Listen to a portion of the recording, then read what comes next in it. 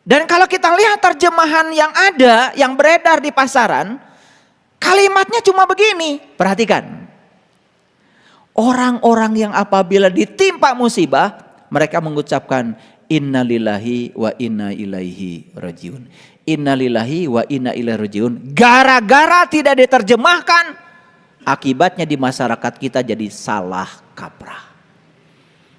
Termasuk kalian semua. Begitu ada orang meninggal, langsung innalillahi wa inna ilaihi rajiun. Sama semua WA setanah air. Pertanyaan saya, apakah meninggal itu musibah?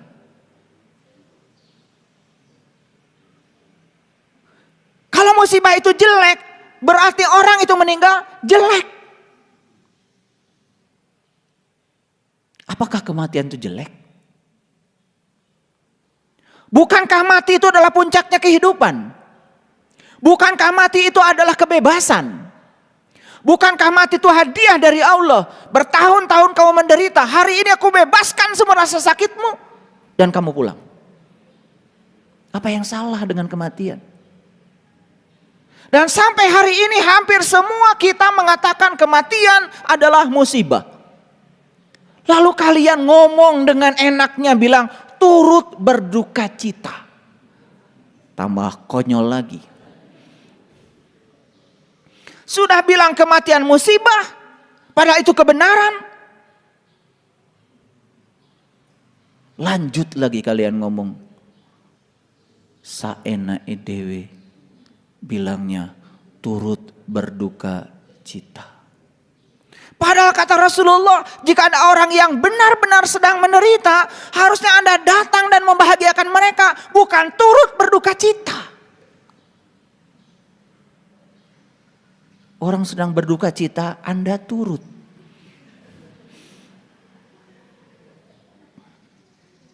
Ini pada kemana sih? Sama ya, nalarnya tuh sama. Saya punya grup orang biasa, WA. Saya punya grup katanya orang intelektual, katanya. Sekolahnya tinggi-tinggi, sama. Kalau ada orang mati, bilang innalillahi wa inna ilaihi rajiun. Saya pernah suatu saat saya tanya di grup itu, bukan di grup yang biasa nih, di grup intelektual, apa sih maknanya? Jawabannya tidak usah dipertanyakan. Ini intelektualitasnya apa sebetulnya? Saya tadi mengatakan kalau Anda terlalu intelektual, terlalu pintar, hati-hati harus punya sarung. Sarung Anda satu, kejujuran. Kalau Anda pintar gak ada sarungnya, bahaya, bisa melukai. Sarung Anda adalah kejujuran. Kejujuran itu adalah sarung Anda. Tapi kalau menganggap Anda pintar, gak bahaya. Anda sekolah S1, S2, S3 dan Anda menganggap Anda pintar, gak bahaya. Kan cuma menganggap diri pintar. Gak perlu disarungin kayak gitu, gak bahaya. Karena cuma menganggap dirinya pintar, gak pintar kan? Yang paling berbahaya itu pintar, gak pakai sarung. Kalau menganggap dirinya pintar, pakai macam-macam gelar akademik, ingin dibilang pintar, gak bahaya yang kayak gitu. Apa bahayanya model kayak gitu? Dia cuma bangga dengan gelar-gelar akademik yang melekat pada dirinya. Buat apa? Mikirin kayak gini aja gak ada waktu. Coba pikirkan semua yang mau Anda ketik, mau Anda sampaikan kepada orang, pikirkan Anda ngerti apa tidak. Jangan latah ngikut-ngikut apa kata orang. Karena umumnya WA kalau ada yang meninggal langsung innalillahi wa inna ilaihi rajiun, turut berduka cita bla bla bla. Sarua kabeh gitu. Teu cereg kabeh. Sekarang saya mau kasih pengertian sedikit nih, sedikit. Nah, biar pinter rada bener. Nah, benernya belum terkuantisasi, rada bener. Nah, supaya jangan pinter tapi nggak bener. Nah, rada bener. Nah, syukur-syukur kalau kalian bisa pinter dan bener. Tapi sebenarnya ada satu lagi. Kalau di Sunda itu pinter, bener, cager, bager. Oh, masih ada tambahannya, nggak cukup. Nggak cukup. Makanya leluhur kita di Sunda itu luar biasa. Pinter yes, bener yes, tapi tambah cager, bager.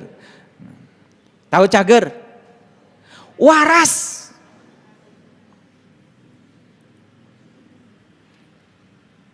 Coba ya, waras dikit deh. Nggak usah banyak-banyak, dikit dulu warasnya. Dan sekarang ini yang waras ini sudah mulai berkurang. Bayangkan coba. Ribuan orang pergi haji. Ribuan orang tuh pergi haji. Begitu sampai di Jeddah disuruh baris. Yang laki dipanggil haji, yang perempuan dipanggil hajah. Dan dia kira itu gelar yang diberikan oleh mereka. Alhamdulillah katanya. Baru aja nyampe Jeddah, saya sudah dikasih gelar cek saha. Haji itu artinya pengunjung bagi laki-laki. Hajah pengunjung bagi perempuan. Yang berkunjung ke Jeddah, laki-laki disebut haji, perempuan disebut hajah. Artinya tuh pengunjung. Waras atau seetik. Pengunjung itu di sana karena kita sedang jadi pengunjung. Balik ka dieu hayang disebut haji jeung hajah teu waras. Dan ketidakwarasan ini saya lihat juga ada di perguruan tinggi. Saya sedih lihat gelar profesor, doktor, haji. Ngapain?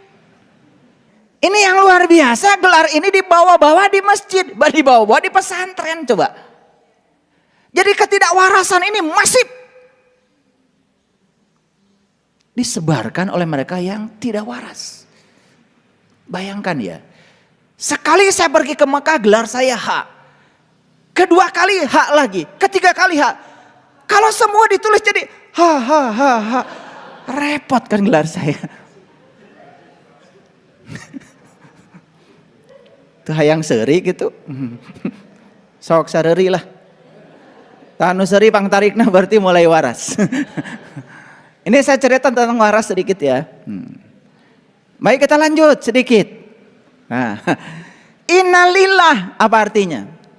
Innalillah sesungguhnya kita ini adalah milik Allah. Sesungguhnya kita berasal dari Allah nggak apa-apa. Walaupun nggak ada kata-kata berasal. Innalillah bahasa aslinya sebenarnya sesungguhnya kita ini adalah miliknya. Itu yang benar. Wa inna ilah itu bukan Allah. Ilah itu apa yang kamu pertuhankan. Rojiun itu balik. Rojiun itu kembali. Jadi innalillah sesungguhnya kita berasal dari Allah. Wa inna ilaihi rojiun dan kita akan dikembalikan pada apa yang kita ilahkan. Jadi kita berasal dari Allah dan kita akan dikembalikan pada apa yang kita pertuhankan. Nah kita asal dari Allah nggak usah didiskusikan lagi. Sareraya orang asal ti Allah. Balik ke Allah. Nah ini yang perlu didiskusikan. Apakah semua yang berasal dari Allah otomatis akan kembali kepada Allah? Tidak. Tergantung apa yang Anda ilahkan. Kalau Anda menuhankan Allah ya baliknya ke Allah. Kalau Anda menuhankan yang selain Allah, ya tempat kembali Anda itu yang Anda pertuhankan. Anda menuhankan tabungan Anda, ntar juga ketika Anda mati, ya pasti cari tabungan. Ngenok dirinya. Anda menuhankan kebun Anda, batur mah barali ke Allah, karena menuhankan kebun ketika mati, nyangsang di tanggal sampai. Jadi yang sebenarnya itu adalah innalillah sesungguhnya kita berasal dari Allah wa inna ilaihi rajiun dan kita akan dikembalikan pada apa yang kita pertuhankan. Masalah besarnya sekarang sudahkah kita menuhankan Allah? Apa syaratnya menuhankan Allah?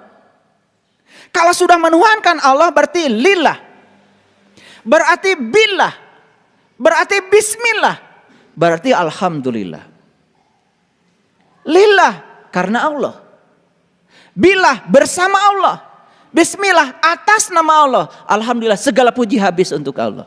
Mari kita cek sekarang. Kenapa Anda bekerja? Betul lillah? Kalau lillah, yang mendrive kita, yang mendorong kita bekerja harus Allah. Harus Allah.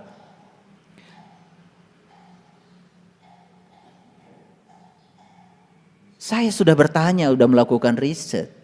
Kenapa Anda bekerja? Atuh Pak, upami abdi teu kerja mah. Pun anak bade tuang di mana? Kan sieun teu dahar.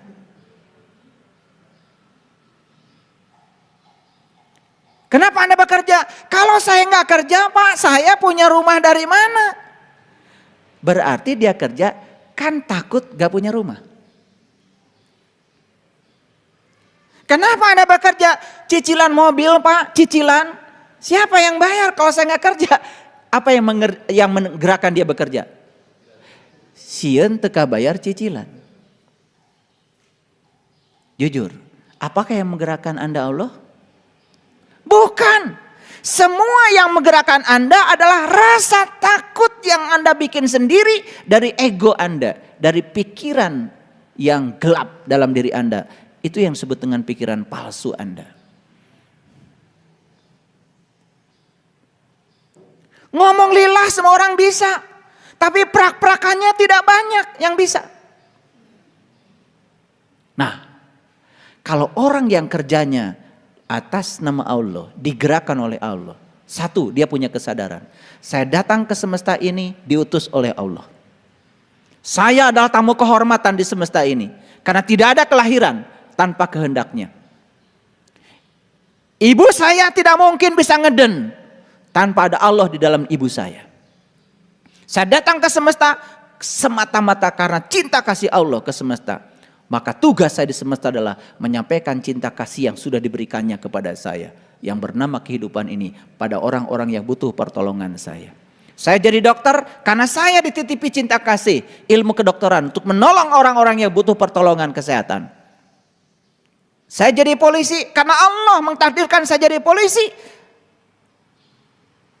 Allah menyuruh saya untuk menyampaikan cinta kasihnya lewat otoritas yang diberikan kepada saya sebagai anggota Polri untuk mengayomi, melindungi masyarakat. Gitu. Kalau semua begitu, tidak mungkin ada orang yang memeras kepada orang lain. Tidak mungkin ada yang merugikan orang lain. Tapi ketika digerakkan oleh kepentingan Anda, maka Anda bisa jadi salah. Paham sampai di sini? Ayo sekarang kalian jadi apa? Jadi ibu rumah tangga itu luar biasa. Jadi apa? Jadi pedagang luar biasa. Saya dagang bubur, yakini saja. Allah menyampaikan ilmu bubur kepada saya akan bikin bubur yang enak. Dan saya ketika melayani orang-orang, saya sedang melayani orang-orang yang butuh makanan. Butuh pertolongan lewat saya. Anda akan jadi pedagang, akan jadi apapun yang berkah. Lillah. Ketika Anda sedang bekerja, billah, sertakan Allah. Allah itu bersama kita sekarang, di sini, saat ini. Aneh ya. Aneh sekali. Banyak sekali orang yang mengatakan bahwa nanti kita akan kembali kepada Allah. Kalau sudah mati. Bukankah Allah sekarang bersama kita? Bukankah Allah sekarang bersama kita? Bukankah Allah yang memberi daya kepada kita? Kenapa untuk kembali kepada Allah harus nunggu mati? Mau balik aja sekarang. Di sini saat ini sekarang. Ayo pulang ke rumah kalian sekarang. Tidak usah menunggu kematian.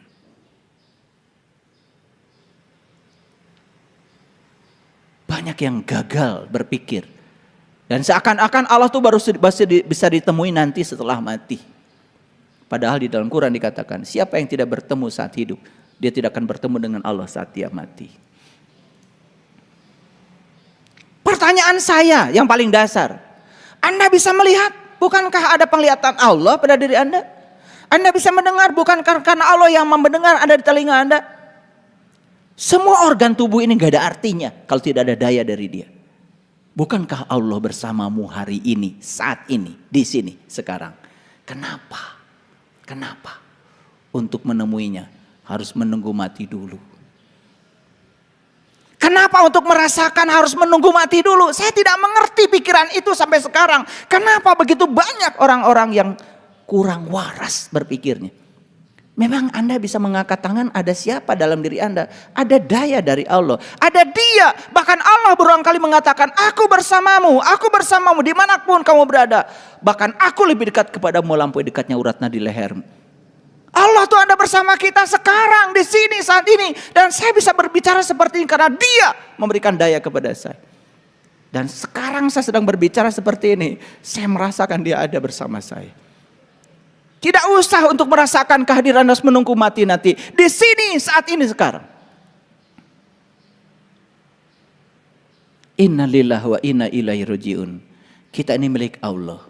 Dan kita setiap saat harus kembali kepada Allah. Kembalilah saat ini juga kepada Allah. Jadi inna lillahi wa inna ilaihi rajiun bukan doa buat orang mati. Tapi inna lillahi wa inna ilaihi rajiun adalah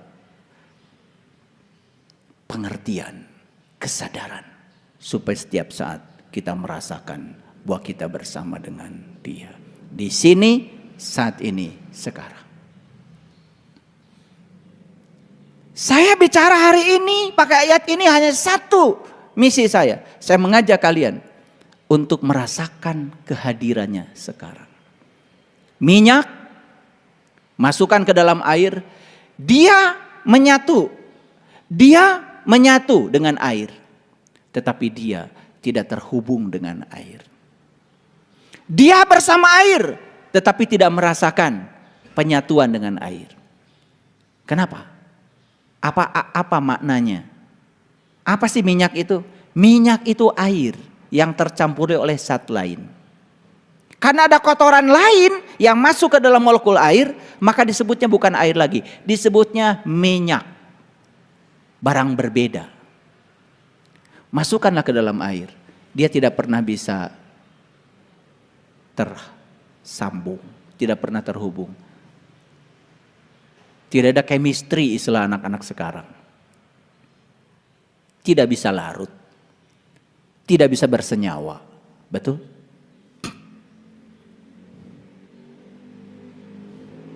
Lihat saya semuanya. Kita saat ini di sini sedang berada dalam tubuhnya Allah. Kita saat ini di sini sedang berada dalam pelukannya Allah. Pertanyaan yang paling dasar, mengapa kita tidak merasakan pelukannya? Mengapa kita tidak merasakan kehadirannya? Mengapa kita tidak tersambung dengannya? Mengapa kita tidak bersolawat kepadanya? Di Quran ada dua terminologi yang penting kalian perhatikan. Di Quran surat Al-Mu'minun ayat pertama, ayat kedua, Allah berbicara solat. Di Quran surat Al-Mu'minun ayat 9, Allah bicara solawat. Apa bedanya solat dengan solawat? Solat itu adalah menyatu. Solawat menyatu sekaligus terhubung. Lihat saya semuanya. Kita dekat dengan orang, tetapi tidak ada chemistry-nya, tidak terhubung. Kita jauh dengan orang, tapi ada chemistry-nya, ada kerinduan. Betul? Kenapa Allah begitu dekat kepada Anda dan Anda tidak rindu kepada Allah? Karena Anda itu dekat tetapi tidak terhubung. Tidak sholat, juga tidak sholawat. Makanya sholat itu harus sampai kita mengalami penyatuan. Penyatuan juga tidak cukup. Penyatuan harus mengalami keterhubungan. Sholawat. Ciri orang yang beriman itu dua. Dia sholat sekaligus juga sholawat. Menyatu sekaligus juga terhubung. Paham? Oke, mari kita lihat lagi. Inna lillahi wa inna ilaihi rajiun. Itu bukan doa untuk orang mati. Tetapi itu adalah statement yang di dalamnya ada pengertian gimana caranya supaya kita bisa mati. Makanya saya bilang tadi, kebaikan seseorang tidak bisa diukur saat dia mati. Juga tidak bisa diukur saat dia hidup. Harus diukur satu paket, saat hidup sekaligus juga saat dia mati. Saya tanya, apakah sekarang kita bersama dengan Allah? Hidup. Apakah ketika kita meninggalkan raga ini bersama dengan Allah? Mati. Makanya orang yang sadar hidupnya bersama dengan Allah, matinya pun bersama dengan Allah. Tidak usah bersama Allah nunggu mati. Makanya banyak orang yang hidupnya gak karu-karuan. Karena dia pikir bersama Allahnya nanti ketika mati. Padahal saat mati tidak akan bisa bersama dengan Allah. Kalau saat hidup tidak bersama dengan Allah. Saat hidup bersama dengan Allah, matinya pasti bersama dengan Allah. Inilah pentingnya memahami innalillah wa inna ilaihi rajiun. Apa artinya? Ya, kita berasal dari Allah dan akan kembali kepada Allah. Siapa yang akan kembali pada Allah? Yang sepanjang hidupnya dia merasakan kehadiran Allah dan selalu bersama dengan Allah. Dan dia melakukan aktivitas atas nama Allah. Dan setelah dia berhasil, dia pun menyampaikan puji habis buat Allah.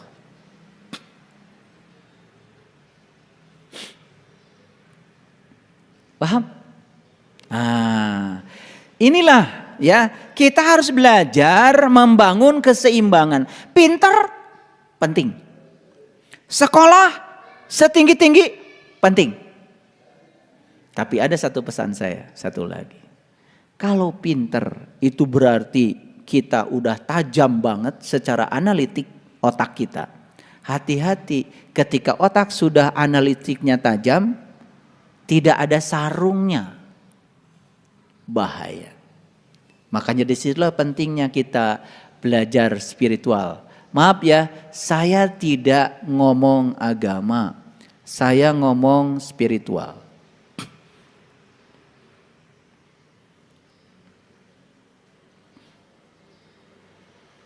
Saya ngomong spiritual. Kenapa? Bagi saya, nilai seseorang tidak bisa ditentukan oleh keyakinan yang dia anut. Tapi nilai seseorang ditentukan oleh kualitas orang itu. Apapun keyakinannya. Maaf, bagi saya. Makanya yang bagus itu, ada seorang tokoh dunia pemenang hadiah Nobel ketika ditanya, menurut Anda apa agama yang paling baik? Dan beliau mengatakan, agama yang paling baik adalah agama yang mengantarkan pemeluknya menjadi tambah baik. Ini adalah jawaban yang sangat bijaksana. Tidak mendiskreditkan keyakinan tertentu. Inilah jawaban orang-orang yang sudah bijaksana. Doanya orang yang semacam ini pasti, semoga semua makhluk hidup berbahagia. Pasti doanya begitu. Dia tidak hanya mendoakan kelompoknya, tidak hanya mendoakan keluarganya. Orang-orang yang sudah di level kesadaran ini doanya pasti, semoga semua makhluk hidup berbahagia. Itulah yang diajarkan leluhur kita, Rahayu Sagung Dumadi.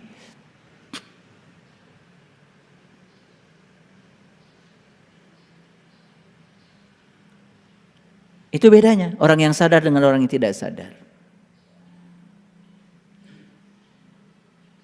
Jadi anak-anak kita ini harus dididik supaya dia mengalami keseimbangan dua. Keseimbangan intelektual, logika, dengan keseimbangan spiritual, rasa. Makanya orang tua kita bilang hati-hati. Keren gak orang tua kita kalau bicara? Ini soal peradaban, ini soal kecerdasan. Ngomong tuh gak sembarangan. Hati-hati. Cuman kita kan gak pernah menyelidiki sisi etimologi dari semua kata-kata yang kita ucapkan. Betul gak? Kita ngikut-ngikut orang aja. Hati-hati Jang. Gitu. Cuma gitu aja. Gak pernah menusuk ke bagian dalam dari kesadaran kita. Karena kita juga tidak mengerti yang kita ucapkan. Betul apa tidak? Oke. Baik. Saya simpulkan dulu sebelum saya lanjutkan. Innalillahi wa inna ilaihi rajiun. Artinya apa? Sesungguhnya kita berasal dari Allah. Dan akan dikembalikan kepada apa yang kita pertuhankan. Kalau kita menuhankan Allah, baliknya pasti kepada Allah. Siapa yang akan kembali kepada Allah setelah kematian? Adalah mereka yang bersama Allah saat dalam kehidupan. Setuju? Oke. Apakah sekarang kita bersama dengan Allah? Bersama Allah. Cuman seperti minyak dalam air. Bersama tetapi tidak menyatu. Bersama tetapi tidak terhubung. Yang dibutuhkan oleh kita adalah kesadaran bahwa Allah bersama kita. Gak pernah tidur, gak pernah ngantuk. Kan dia wujud dalam diri kita, menjadi nafas dalam diri kita. Kan ketika kita tidur, mata kita tidur, telinga kita tidur, tangan kita tidur, kaki kita tidur. Satu-satunya yang tidak tidur dalam diri kita adalah nafas kita. Lalu kita baca ayat kursi, Allahu la ilaha illa huwal hayyul qayyum. Allah tidak Tuhan selain Dia yang senantiasa berdiri tegak. Tidak pernah tidur, tidak pernah ngantuk. Siapa yang berdiri tegak dalam diri kita? Yang gak pernah tidur, gak pernah ngantuk. Bukankah napas kita? Yang gitu aja kadang-kadang kita gak sadar. Terus saja mencari yang di luar. Yang di dalam diri kita sampai kita gak sadar. Kita ini terlalu sibuk dengan gamis. Tahu gamis? Gamis itu baju agama.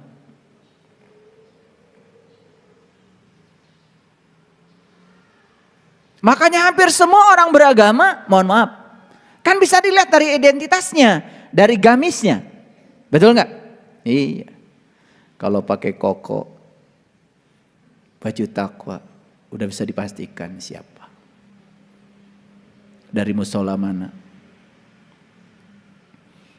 Ibu-ibu, rapi, syar'i, sudah bisa dipastikan dari kelompok mana.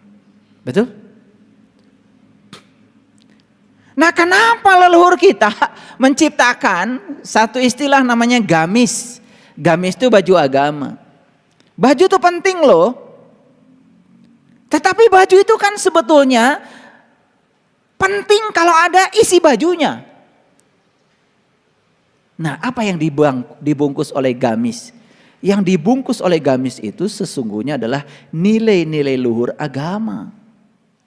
Makanya kalau sudah pakai baju gamis, hati-hati dengan pikiranmu, kata-katamu dan perilakumu. Karena kamu sedang menunjukkan gamis, berarti sedang menunjukkan baju luarmu. Harus sama dengan baju, harus sama dengan yang dibajuin oleh dirimu, bagian dalam dirimu. Makanya kan ada lelucon. Kalau orang pidato kan pasti hadirin, hadir, out. Tahu? Hadirin berarti yang hadir tuh in. Nah, itu yang dalam. Hadir out berarti yang hadir yang luar.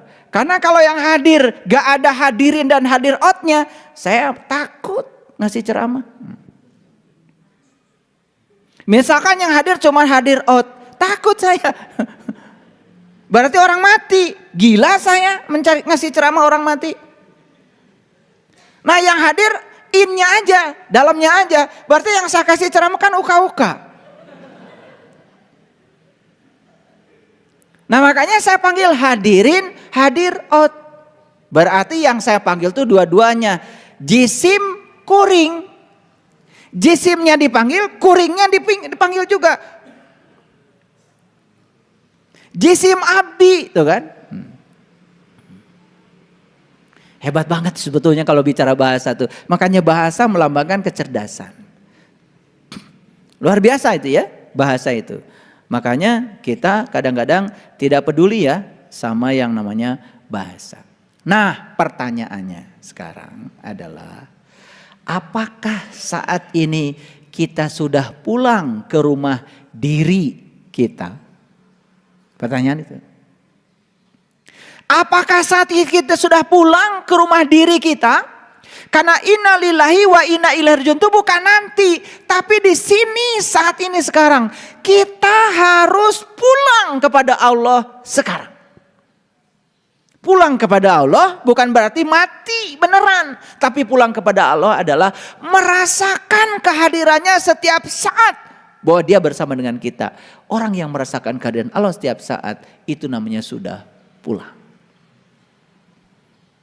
Itu yang saya maksud, pulang ke rumah diri, pulang ke rumah sejati kita, pulang ke jati diri kita yang sebenarnya. Oke. Mari kita buktikan sekarang. Kenapa hidup saya penuh dengan penderitaan? Misalnya, nah penderitaan itu cuma sedang mengingatkan bahwa kamu telah berjalan terlalu jauh dari rumah sejatimu. Jadi penderitaan itu hanya sedang mengingatkan bahwa kamu segera pulang ke rumah dirimu terlalu jauh. Maka inilah akibatnya. Kenapa hubungan sosial saya banyak yang terganggu? Mengapa saya banyak konflik dengan orang? Itu hanya sedang mengingatkan bahwa kamu telah berjalan terlalu jauh dari jati dirimu. Makanya nanti kita lihat ya, orang yang sudah pulang kepada Allah itu tidak akan terkena yang namanya musibah. Nanti saya tunjukkan ayatnya. Betul tidak terkena musibah? Oh, berarti kalau saya sudah pulang kepada Allah, banjir pun gak datang ke rumah kita. Salah. Salah lagi ngajinya. Ya banjir hayang kadinya, ya datang juga. Cuman kita tidak melihat banjir sebagai musibah. Apa yang terjadi, terjadilah. Pasti ada pesan semesta bagi saya. Gitu maksud saya. Omongan Bapak itu ternyata salah. Setelah saya pulang ke rumah diri saya. Setelah saya pulang ke jati diri saya. Sudah selaras pikiran, kata-kata dengan perbuatan saya. Pak, saya tetap sakit. Saya tetap ditipu orang. Siapa yang salah? Saya salah ngajarnya atau yang diajarnya? Itu berarti nggak ngerti. Pada saat dengar ceramah saya pasti ngantuk. Atau kebanyakan makan tadi pagi. Makanya saya bilang ya sama panitia, tolong makanan itu jangan disajikan dulu sebelum saya ceramah. Karena saya khawatir ya makanan itu mengurangi kesadaranmu. Sehingga saat mendengarkan ceramah kamu sedang berjuang untuk sadar. Karena begitu makanan masuk terlalu banyak jadi kehilangan kesadaran. Bagusnya dengerin ceramah saya kosong perutnya. Atau khusus hari Rabu kalian pagi-pagi minum jus aja. Jus wortel, jus belimbing, jus aja. Spesial Rabu mau dengerin ceramah. Biar pintar dikit. Nah pintar sekaligus juga benar. Berarti cerdas. Ya toh? Makanya kalau intelektualitas dengan intelijensia beda. Intelektualitas itu ya kognisi. Kalau intelijensia kesadaran. Dalam bahasa Inggrisnya juga berbeda. Makanya harus hati-hati dengan bahasa. Baik, saya akan tunjukkan. Tadi saya janji apa katanya? Kalau orang yang sudah pulang kepada Allah. Itu bebas dari bencana. Bebas dari musibah. Ini beneran. Beneran. Ya. Beneran. Baik, kita lihat dulu ya. Saya akan tunjukkan perlahan-lahan. Saya tunjukkan Quran surat Ali Imran ayat 174. Pelan-pelan ya ngajinya biar semua bisa tuntas. Baik, kita lihat ya.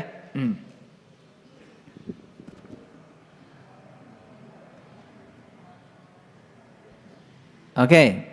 Baik, kita lihat ayat berikut ini.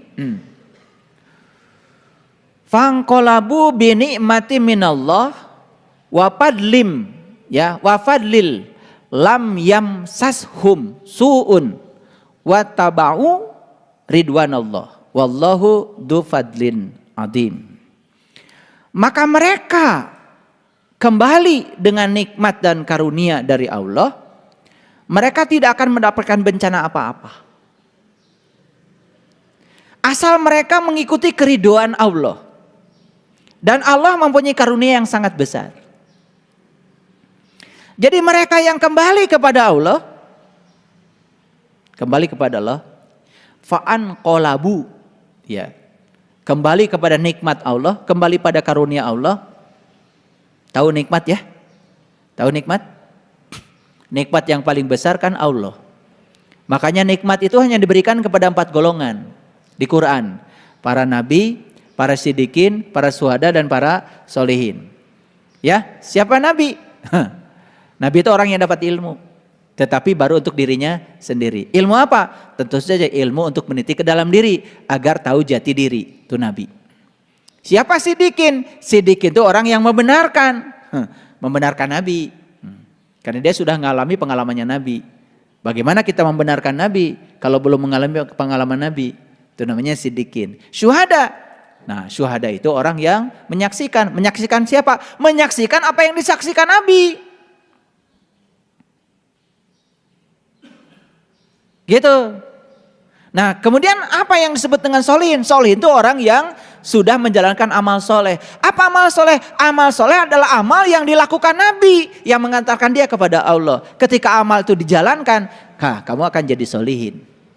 Jadi 4. Jadi oleh karena itu maka yang dapat nikmat di Quran cuma 4. Para nabi, para siddiqin, para syuhada, para solihin. Nah, kalau ingin selamat, kalian harus masuk salah satu dari yang 4 itu. Masuk salah satu. Masuk solihin, udah keren. Syukur-syukur masuk syuhada. Syukur-syukur masuk siddiqin. Gitu. Awas, jangan ngaku nabi. Tetapi sekaum dengan para nabi gak apa-apa ngaku gitu. Asal beneran. Ngaku nabi ditimpukan orang sekampung. Paham? Oke. Nah, ayat ini mengatakan maka mereka yang kembali kepada nikmat Allah dan karunia Allah yang datang dari Allah, mereka itu tidak akan mendapatkan bencana karena mereka mengikuti keridhaan Allah. Jadi bencana tidak bencana ini soal keridhaan. Bagi yang tidak ridho bencana, bagi yang ridho ya nggak bencana. Makanya orang yang bersama Allah tiap hari tidak ada musibah. Nah, ada lagi yang konyol nih, yang suka ngajinya janjikan yang macam-macam itu. Yang suka janjiin pahala.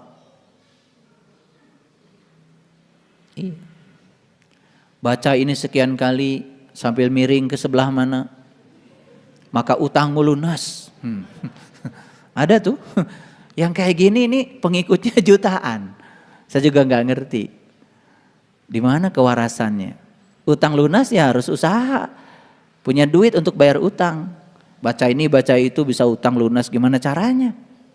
Ya, gitu. Makanya kan kalian udah dikasih tahu oleh saya. Gimana caranya mindahin uang dari rekening orang ke rekening kita. Udah tahu kan? Iya.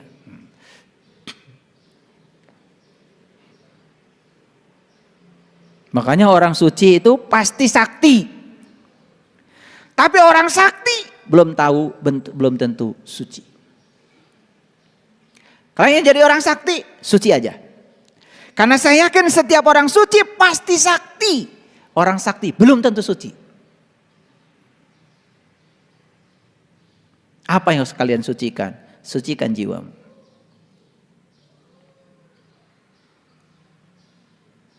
Jadi ayat ini mengatakan kepada kita bahwa orang-orang yang mengikuti keridhaan Allah, apa mengikuti keridhaan Allah? Ridho dengan apapun yang terjadi. Karena itu dari Allah. Kenapa dia ridho? Karena orang ini sudah dapat nikmat dan karunia Allah. Makanya kuncinya satu, para sahabat. Meniti ke dalam diri, temukan jati dirimu supaya kamu kenal kepada Allah. Supaya kamu mendapatkan nikmat Allah. Setelah kita mendapatkan nikmat Allah, maka kita akan selalu ridho apapun yang terjadi itu dari Allah. Kalau sudah begitu, apa yang bencana? Apa yang musibah? Nggak ada. Baik, kita lihat sekarang. Apa yang paling besar yang harus kita lakukan di hidup ini? 1. Melepaskan.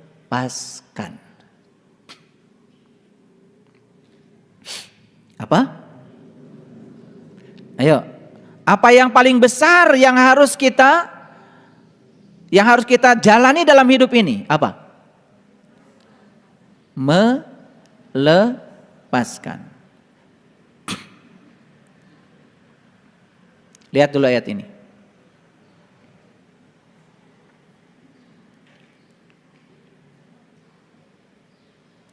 Di ayat ini ada kata-kata yang indah seperti ini. Padahal kepadanya lah menyerahkan diri segala apa yang di langit dan di bumi.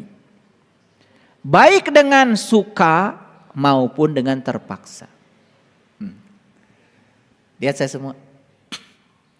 Kalian mau melepaskan dengan suka, boleh. Kalian mau melepaskan dengan cara dipaksa, itu juga pasti akan terjadi.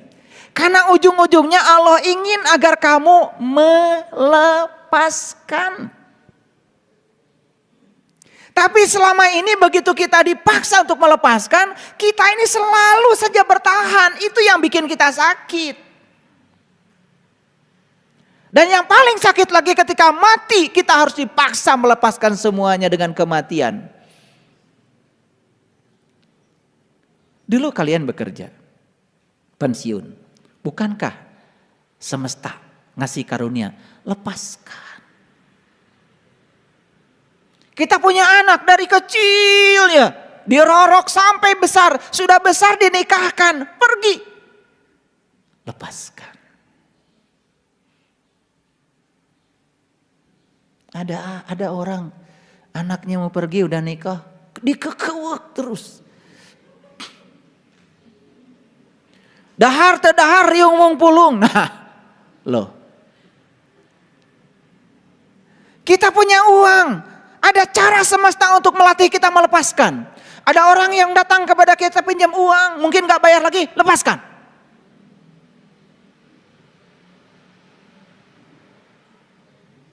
Semua yang terjadi dalam kehidupan kita ini sebenarnya satu kata. Latihan melepaskan. Maka di Quran dikatakan, la tamutunna illa wa antum muslimun. Janganlah kau mati kecuali kamu sudah melepaskan. Lihat saya semuanya. Muslim itu orang yang sudah damai. Dan damai itu kuncinya cuma satu. Melepaskan. Ada yang datang kepada saya, ayah, saya baru tinggal suami sebulan yang lalu. Terus masalahnya apa? Supaya saya bersimpati, luar biasa ibu, kasihan ya suaminya mati, gitu. Datang ke saya nggak kayak gitu. Saya bilang, lepaskan. Saya tanya masalah Anda apa? Sekarang saya sedih itu karena kamu nggak melepaskan.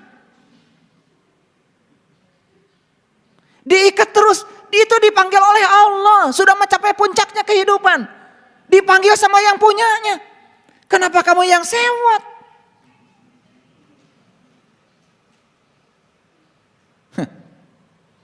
Terasa? Ayo. Begitu kamu tidak melepaskan, sudah, di situ kamu akan sakit. Lihat saya. Tangan saya sekarang saya tempel di sini. Nih. Lihat enggak? Lihat. Saya lepaskan. Gampang enggak? Enggak ada lemnya. Tapi kalau tangan saya ditaruh di sini pakai lem Korea. Apalagi lem tikus. Susah. Dan saat saya harus melepaskannya, saya harus berjuang. Dan ketika berjuang, dua kemungkinan. Meja kursi ini terangkat oleh tangan saya atau tangan saya ke bawah kursi. Ujungnya kulit saya akan melepus. Kenapa? Begitu ikatan terlalu kuat, siapa yang menang, siapa yang kalah. Ujung-ujungnya harus dilepaskan. Begitu saya lepaskan, semua berdarah-darah. Kenapa? Terlalu kuat ikatannya. Jadi sakit ini gara-gara apa? Bukan gara-gara saya menyatu dengan dia, gara-gara ada lem. Sekarang pertanyaan, lihat saya semua. Ada yang dulu pernah punya rumah banyak, sekarang tidak punya lagi? Mungkin ada. Ada dulu yang pernah punya tabungan banyak, sekarang tinggal sedikit? Nah, dari wajahnya kelihatan nih, ngangguknya. Saya tahu yang tabungannya sedikit, saya tahu. Ngangguknya cepat, ya. Kenapa sekarang kita harus mengalami itu? Itu hadiah dari semesta supaya kamu melepaskan. Oke, jawab pertanyaan saya yang jujur ini.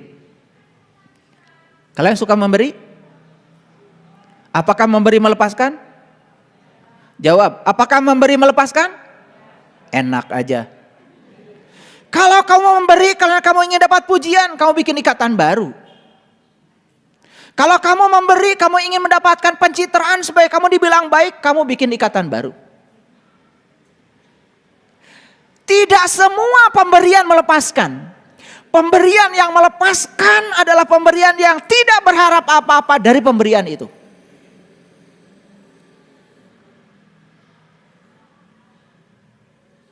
Kalian mau ngasih sama saya sebagai guru hadiah.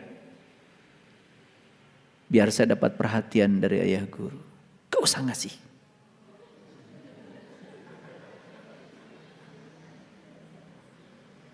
Gak usah. Setiap ada keinginan di setiap pemberian, sebetulnya kamu bukan sedang melepaskan. Justru kamu sedang membuat ikatan-ikatan baru. Dan kamu akan sakit hati ketika yang kamu ingin tidak kamu dapat. Jangan berpikir setiap pemberian itu melepaskan. Perlu saya kasih tahu ini. Karena kita ini sampai hari ini kalau mau memberi sesuatu selalu saja ada harapan. Saya memberi ke masjid. Semoga Allah malaikan 700 kali. Itu bukan melepaskan. Dan untuk memberi pun kalian harus diiming-imingi. Saya sebenarnya malas nyampaikan ayat itu di BSI Peduli. Tapi gak apa-apa. Daripada gak disampaikan, saya takut belum sadar. Ya masih mending saya tidak ngiming-ngiming pahala bagi kalian. Siapa yang nyumbang dapat pahala? Enggak. Saya cuma bilang di situ, kata Allah dalam Quran, siapa yang memberikan kebajikan maka akan dikalikan 700 kali. Gitu aja. Sebetulnya saya enak nulis itu. Enak. Saya sebenarnya pengen ngapus itu, tapi kalau saya nggak ngapus nggak ada juga yang nyumbang di BSI Peduli. Jadi terpaksa sementara ini saya tulis dan besok-besok saya akan hapus. Kalau kesadaranmu sudah tinggi, ngerti maksud saya? Lihat saya semuanya, lihat saya semuanya. Saat kita mati nanti, yang akan menyiksa kita saat kita mati adalah kemelekatan yang dalam, karena kita hari ini tidak bisa melepaskan. Susah, hitungannya matematis sekali di sini di otak ini. Aduh, luar biasa. Hayang nyiwit saya teh. Anu kitu teh. Mendekat menjadi ciwit. Ya.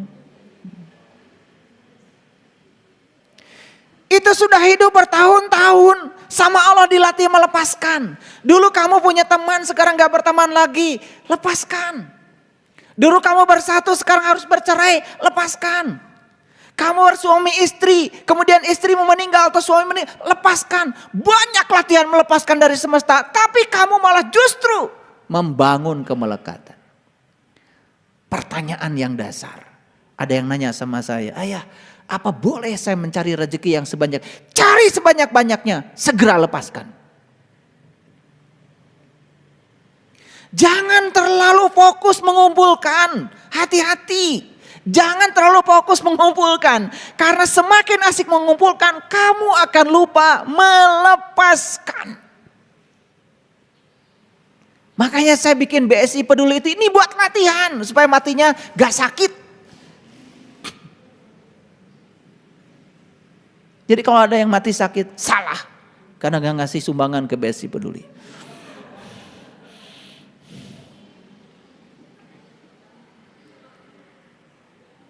Saya tanya, pengen matinya tidak sakit?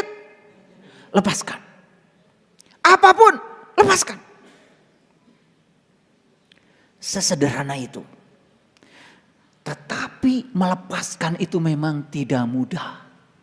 Bagi orang yang membangun kemelekatannya terlalu dalam. Tidak mudah.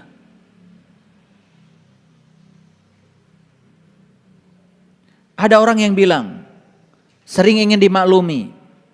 Ayah, tadi saya mengalami kecelakaan spiritual. Wah, kenapa kamu, kenapa? Saya marah ayah tadi, tapi spontan. Mulai marah pakai spontan.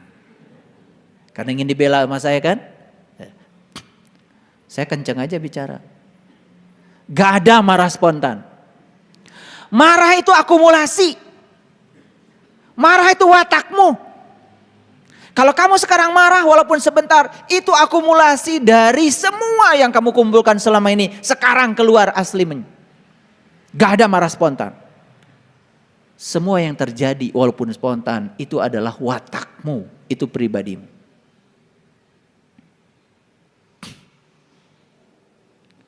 Ada yang minta suaminya, minta maaf sama istrinya, maaf ya sayang. Tadi ayah marah, tapi spontan. Enggak itu. Itu sudah terprogram itu, ya. Terprogram dalam dirimu. Gak ada yang spontan. Itu adalah watakmu. Itu asli dirimu. Maaf ya. Udahlah. Berkasih sayang aja dengan semuanya. Dengan semua makhluk. Dengan pohon berkasih sayang, pohon juga ngasih buah luar biasa. Dengan manusia berkasih sayang, pasti kalau kita menanam cinta, dianya cinta. Maaf ya, dengan pasangan kita di rumah berkasih sayang. Jangan sekali-kali kita mengeluarkan kata-kata yang menodai hatinya. Karena apa? Kata yang menodai itu susah nariknya lagi. Satu-satunya guru saya yang masih hidup sering berpesan kepada saya, jangan sampai telontar kata yang menyakitkan orang, nariknya susah. Itu nariknya lagi susah, gimana coba nariknya? Kalau sudah jadi sakit sudah berbekas. Kalau sudah berbekas itu sudah ternoda, kita sudah menyimpan energi di semesta ini. Namanya energi kemarahan. Gak usah, tahan untuk tidak menyampaikan kata-kata. Maaf ya, saya juga kadang-kadang suka ada keselnya. Tapi saya jaga untuk tidak menyampaikan terutama kata-kata. Saya pikir ulang-ulang. Apakah kalau saya mengatakan ini kemudian akan melukai. Kalau melukai susah nariknya. Itu akan menjadi karma yang tersimpan di semesta ini. Udahlah. Ya. Mengalah saja. Mengalah saja. Tidak usah. Ya tidak usah. Ya, tidak usah terjebak dalam situasi-situasi yang semacam itu. Ayo ulangi lagi. Jadi orang-orang yang sudah kembali kepada Allah, kembali pada nikmat Allah, kembali kepada karunia Allah, kembali kepada keridhaan Allah, hidupnya bersama Allah, matinya bersama Allah, tidak ada bencana, tidak ada musibah. Paham ya?